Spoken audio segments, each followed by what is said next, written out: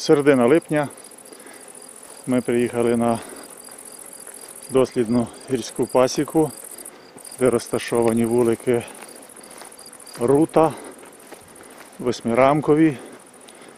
У нас тут працювали півсотні сімей, трошки більше навіть, на Яфині, на Брусниці. Ну от ви бачите вулик, який був розширений до 4,5 корпусів, стояла і надставка. Класично, практично по всій пасіці у нас матки ізольовані в двох нижніх корпусах, де або старі матки, або молоді облітувалися, і вони не мали можливості виходити у верхні корпуси і відповідно сіяти, де їм заманеться. Тобто контрольована робота маток в нижніх корпусах для того, щоб потім згодом ми мали можливість відібрати товарний мед. В горах, в Карпатах рідко бувають потужні взятки, як на центральній Україні, щоб природнім шляхом матку, бджоли відтісняли медом в нижні корпуси. Часто присутні підтримуючі взятки, і при умові, що ми не обмежуємо роботу матки, будуть однозначно випадки, коли нижні корпуси будуть напівпусті, напівпорожні, зверху буде дуже багато бджіл, і мед в перемішку з розплодом відібрати не буде можливості просто фізичної. Це класичний, так би мовити, стан на наших пасіках закарпатських, для пасічників з центральної України або інших регіонів, скажімо, десь, де є сильні взятки. Це може бути трохи, може, і дивним, але тим не менше така проза життя, така практика наша. І ми при обмеженні роботи маток в нижніх корпусах бачимо класичну гарну ситуацію, коли розплід окремо, мед окремо. В цій сім'ї матка не облетілася, так сильно, нема же сіла. Тут будемо підсаджувати відповідно молоду маточку, у нас є резервні матки з собою. Було 4 корпуси, так, чи більше тут було? Надставка теж? 4 і надставка. Ну от бачимо 2,5 корпуси, напевно, з медом, так тут буде приблизно. І у нижньому гнізді теж медові рамки, теж є мед. І це наші карпатські бджоли, навіть при умові, що от загубилась матка. Гарно дуже попрацювали, зібрали товарний мед у гірських умовах складних, де і дощі часто падуть, і холодні ночі, і клімат не дуже сприятливий. Звичайно, потрібно говорити, що в даній ситуації ми всю систему бджільництва настроїли таким чином, щоб бджоли могли збирати товарний мед. Той же самий вулик сендвіч, так, утепленого типу, він максимально зберігає тепло в гнізді бджіл, економить їх сили, тобто моторну енергію бджіл, м'язову енергію бджіл і мед, який потрібно для цього зрозходувати бджолам для підтримання оптимальної температури в гнізді бджіл.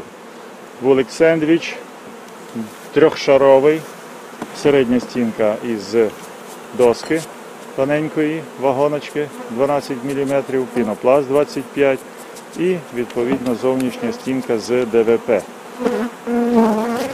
Утеплений потолок так само, який має дихаючі елементи, дренажні елементи, які покращують аерацію повітря у гнізді бджіл, що теж, на наш погляд, дуже важливо. Наші колеги-пасічники мали можливість спостерігати за цією пасікою, за роботою наших карпатських бджіл в вуликах багатокорпусних, починаючи від зими і впродовж відповідних періодів розвитку весняних.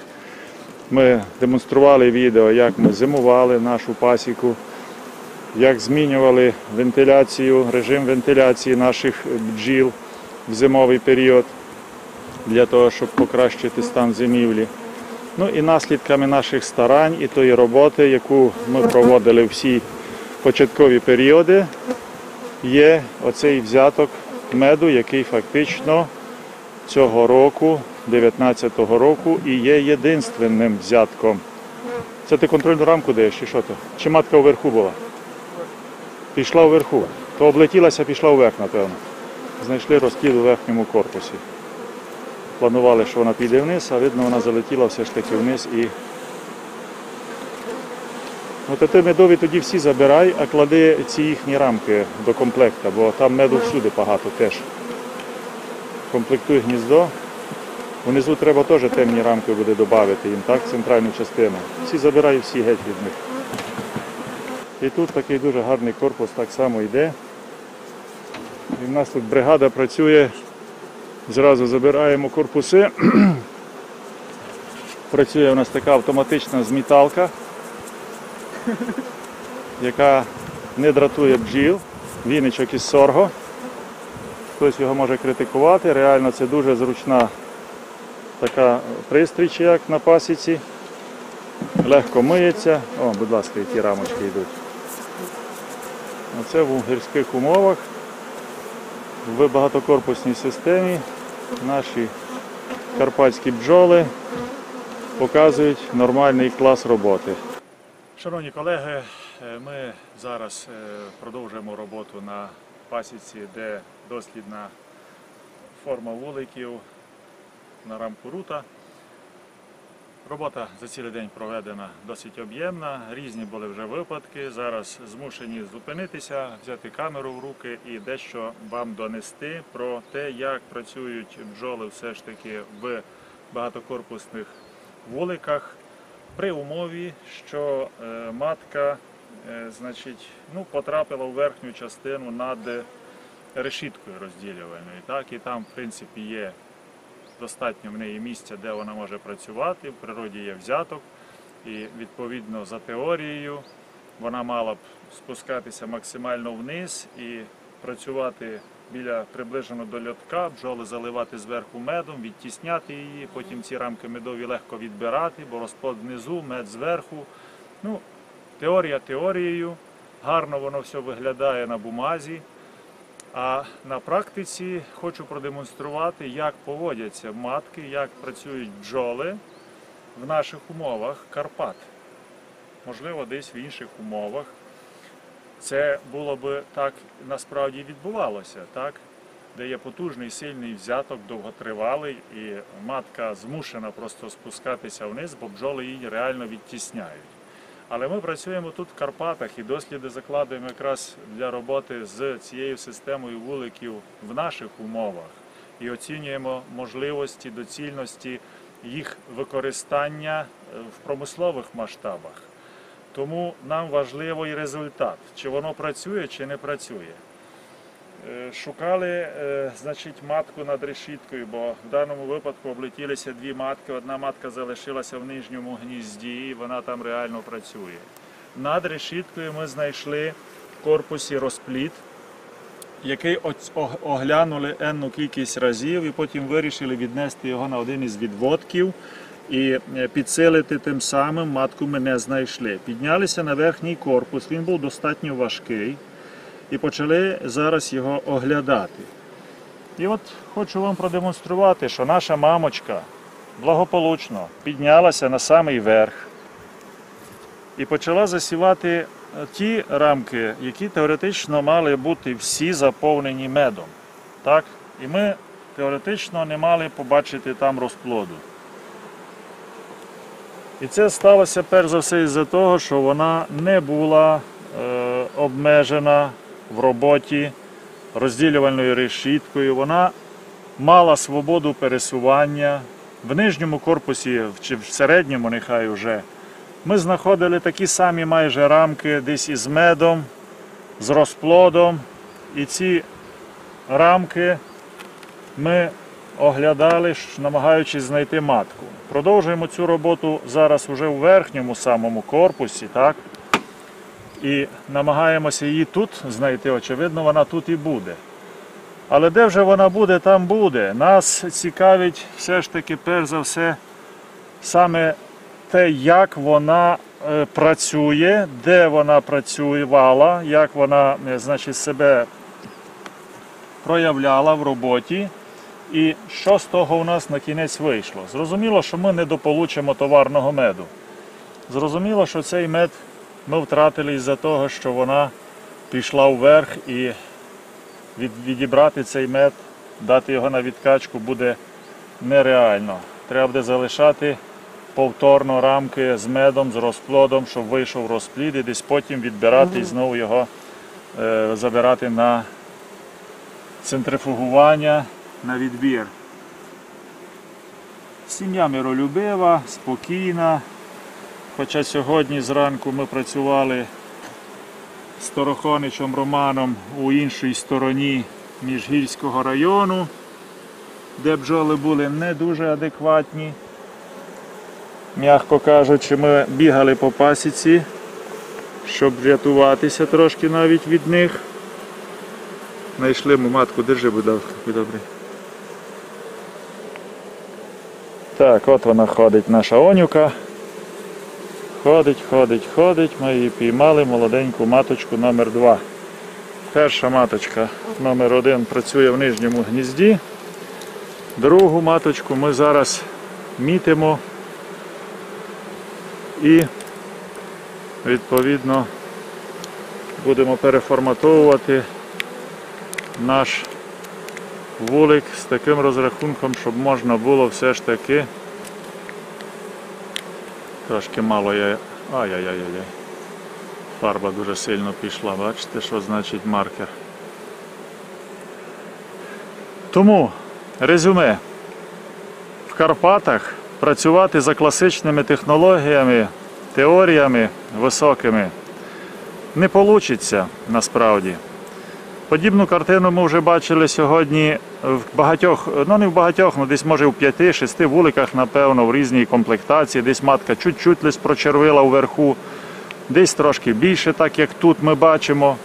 Але всюди, де вона працювала, де вона виходила у верхні корпуси, ми можемо зафіксувати зіпсований, так би мовити, товарний мед, який ми не можемо відібрати, який знаходиться у верхніх корпусах, але паралельно з розплодом. І це дисонанс створює так чи інакше нашої роботи. Тому вважаємо за потрібне все ж таки моделювати так технології і такі конструкції вуликів використовувати, і технології, які дозволяють комфортно і дуже продуктивно, якісно використовувати саме розділювальні решітки, які дають оце обмеження розплодного гнізда, медового гнізда, корпуса, відбирати комфортно мед можемо, контролювати роботу матки і все інше. Така от інформація у нас сьогодні є напрацьованою. Працюємо, досліджуємо далі.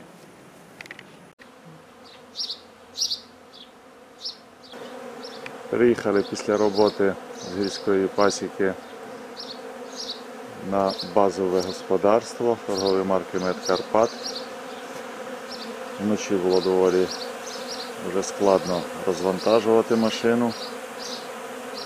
Надставки і корпуси з медом залишалися на машині. Вранці о 7 ранку ми вирішили розвантажити і побачили неприємну картину, як місцеві бджоли масово почули запах, аромат гірського меду і буквально таки напали на нашу машину, на наші корпуси з медом, що унеможливлює їх розвантаження. Колегам-пасічникам, початківцям пропоную побачити цю картину, це відео, щоб вони зрозуміли специфіку роботи з бджолами, коли в природі вже немає хорошого медозбору. І навіть при умові, що не так і багато у місті Хуст десь таки є бджіл, але ті, що є, прямо таки неадекватно поводяться. Жодна бджола не змогла ще залізти всередину в надставку, в корпус, тому що вони закриті спеціальними кришками.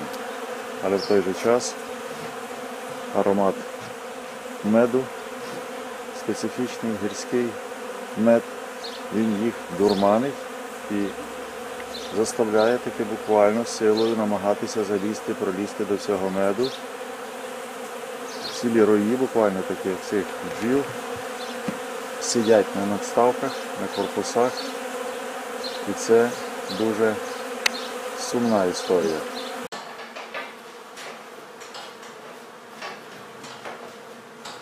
Розвантажені надставки на роклі завозимо в термозал для прогріву і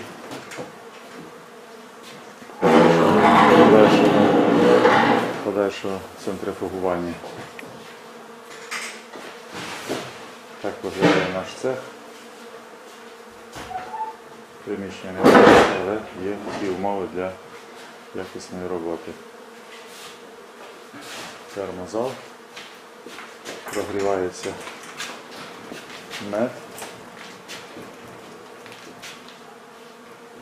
Температура не більше 27 градусів Цельсія при цьому витримується.